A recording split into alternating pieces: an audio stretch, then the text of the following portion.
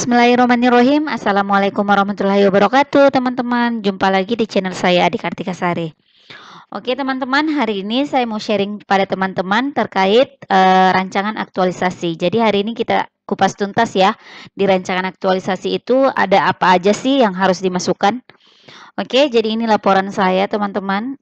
Jadi saya nggak buat PPT ya, jadi saya langsung ambil dari laporan saya supaya teman-teman bisa langsung melihat secara realnya kalau misalnya dituangkan ke dalam bentuk laporan seperti apa sih. Tapi ini biasanya tergantung dari coach-nya teman-teman ya. Mungkin ada yang berbeda, tapi paling hanya beda-beda sedikit. Nah, oke teman-teman, langsung aja kita mulai ya. Tapi sebelum kita mulai, jangan lupa like, share, dan subscribe channel ini teman-teman ya. Semoga apa yang saya sampaikan bermanfaat untuk teman-teman. Oke, jadi seperti kita tahu ya, jadi rancangan aktualisasi itu ada di bab ketiga. Jadi bab ketiga itu kita bahas yang pertama deskripsi isu. Nah, di deskripsi isu itu ada 5 yang perlu teman-teman masukkan. Mulai dari isu yang pertama, isu kedua, isu ketiga sampai isu yang kelima. Jadi saran saya teman-teman ya, sebelum berangkat latsar setidaknya teman-teman sudah memegang 5 isu yang teman-teman dapatkan di institusinya teman-teman berdasarkan diskusi dengan mentornya teman-teman. Nah yang kedua, selanjutnya ada penetapan isu. Nah, di penetapan isu itu nanti di situ kan sudah ada 5 isu teman-teman ya. Nah, 5 isu tersebut nanti akan ini teman-teman akan ditapis ya. Jadi akhirnya nanti akan terpilih satu isu. Jadi teknik analisis isu yang kita gunakan ada yang namanya APKL. APKL itu ada aktual, problematik, kehalayakan dengan layak. Nah, setelah teman-teman nanti tapis dengan menggunakan APKL, selanjutnya nanti teman-teman akan tapis lagi menggunakan teknik analisis USG. Jadi teman-teman menggunakan 2 kali teknik analisis. Nah, ini kita lihat ya. Jadi yang pertama itu kita gunakan teknik analisis APKL. Jadi caranya kita masukkan 5 isu teman-teman, kemudian kita masukkan ke kolom APKL. Nah, di sini kita lihat berapa sih jumlahnya. Nah, nanti akan kelihatan yang prioritas itu yang mana 1, 2, 3, 4, dan 5. Jadi nanti akan kelihatan yang nomor 1 sampai 3 ya teman-teman, karena nomor 1 sampai 3 itulah nanti yang akan dimasukkan ke dalam analisis lanjutan yang namanya teknik analisis APKL. Gitu teman-teman ya. Nah, jadi untuk keterangannya ini ya. Jadi setiap scoring itu angkanya 1 sampai 5 teman-teman. Ini ya yang APKL-nya ada aktual, problematik, kehalayakan, dan layak. Ya. Selanjutnya, nah setelah teman-teman lakukan teknik analisis APKL, selanjutnya teman-teman melakukan teknik tapisan lanjutan yang namanya teknik USG. Nah, dari yang tadi ini saya kan temukan 3. Jadi yang pertama itu sumber data surveillance, yang kedua pelaporan, yang ketiga pengolahan data. Nah, ini saya sudah urutkan teman-teman ya, urutan 1, yang prioritasnya ya, 1, 2, 3, 4, dan 5. Nah, setelah itu yang kita masukkan ke dalam metode analisis USG adalah angka nomor 1 sampai 3 teman-teman ya. Jadi 4, 5-nya itu sudah dieksklusi teman-teman ya.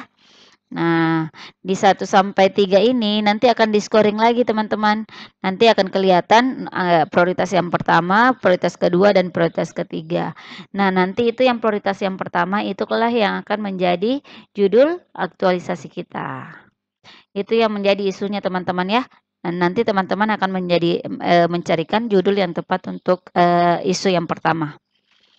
Nah, nah ini ya yang keterangannya dari USG, urgensi, seriousness, kemudian growth.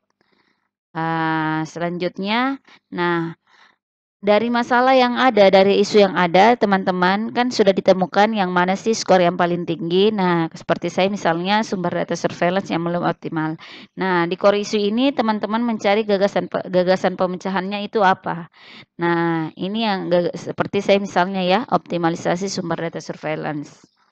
Nah, selanjutnya setelah ada core isu, nanti teman-teman bikin analisis diagram. Nah, di sini teman-teman bisa menggunakan analisis diagram pohon, teman-teman juga bisa menggunakan fishbone ya. Jadi ada beberapa macam itu diagram, teman-teman bisa menggunakan juga analisis SWOT. Tapi pada saya menggunakan analisis diagram pohon ya. Nanti teman-teman terserah mau menggunakan fishbone, menggunakan diagram pohon, analisis SWOT, silahkan nanti didiskusikan lagi dengan mentor ataupun dengan coachnya. Nah, selanjutnya setelah teman-teman selesai, teman-teman selanjutnya membuat tabel rancangan aktualisasi. Nah, di sini ada visi, misi, kemudian ada identifikasi isu, kemudian isu yang diangkat, kemudian bagaimana sih gagasan pemecahan isu. Selanjutnya kita buat tabel kegiatan aktualisasi. Nah, di sini dari setiap kegiatan itu kalau saya kemarin teman-teman itu kita diwajibkan untuk bikin 7 kegiatan dengan setiap kegiatan itu ada 3 subkegiatan di dalamnya. Jadi misalnya yang pertama itu kegiatan saya misalnya konsultasi kepada pimpinan dan mentor. Jadi tahapan kegiatannya itu minimal 3 teman-teman.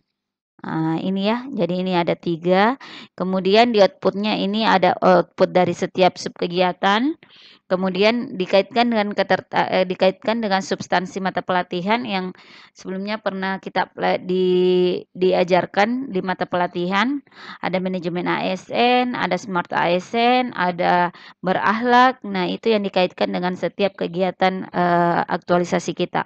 Nah, selain itu juga harus dikaitkan dengan kontribusi terhadap visi dan misi organisasi. Kemudian dikaitkan juga dengan penguatan nilai-nilai organisasi yang ada di institusi kita ya.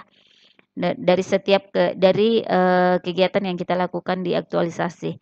Nah, seperti itu teman-teman ya. Jadi ini misalnya saya ada 7 kegiatan. Ada 7 kegiatan dengan setiap kegiatan itu ada 3 subkegiatan.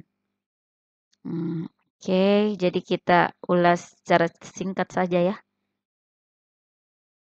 Nah, ini sampai 7 kegiatan. 5, 6, 7, iya ini ada 7 kegiatan. Nah, ini dikaitkan dengan berakhlak ya, ini berorientasi pelayanan, kompeten, akuntabel. Nah, setelah itu selanjutnya teman-teman bikin jadwal kegiatan aktualisasi. Nah, ini ada kayak ini ya, kayak plan of action-nya teman-teman nanti pada saat di lapangan. Dari minggu pertama, minggu kedua, minggu ketiga, dan minggu keempat. Karena kan kita aktualisasi 1 bulan ya. Jadi kita harus perkirakan selama sebulan itu untuk setiap kegiatan.